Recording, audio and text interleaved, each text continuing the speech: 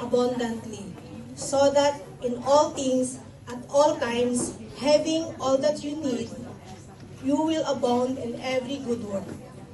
Okay, according to this verse, God's grace is overflowing. Very powerful mag-bless si God sa atin. Lahat kaya niyang ibigay. Pero may capacity tayo sa pagpapala. Kasi minsan, tayong mga tao ay pinagpapala ng Panginoon, nagagamit natin sa masama. So kadalasan, sakto lang ang binibigay ni God. Dahil si God, alam niya yung pagpapala niya, alam niya yung pagpapala niya na natatanggap ng tao ay para sa kanya ay sapat na. At kaya tayo pinagpapala ng Panginoon dahil matutulungan natin ng iba by spiritual blessings, material blessings, financial blessing. Kaya napaka-bless po natin sa Panginoon kasi tumutulong tayo sa iba. Magtiwala lang palagi at sumunod ayon sa kanyang kalooban. Dahil ang biyaya ng Diyos ay laging sapat. Amen. Pag-pray po natin ang ating ikapo. Lord, thank you po sa mga blessings na aming natatanggap sa aming araw-araw na buhay.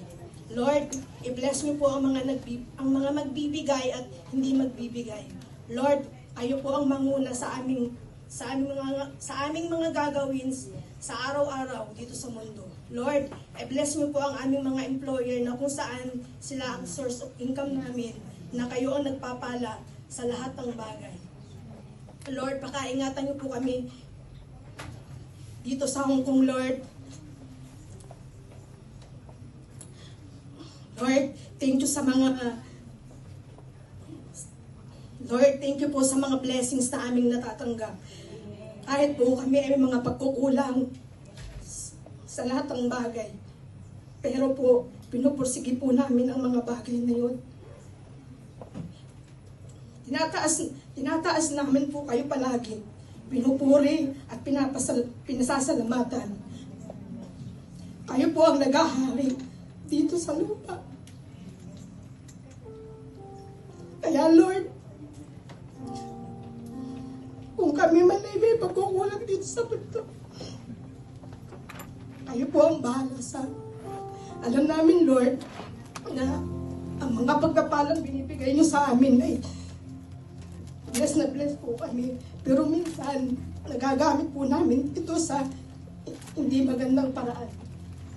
Kaya Lord, sa mga blessings na aming natatanggap, Lord, thank you so much. Lahat ng ito ay tinataas namin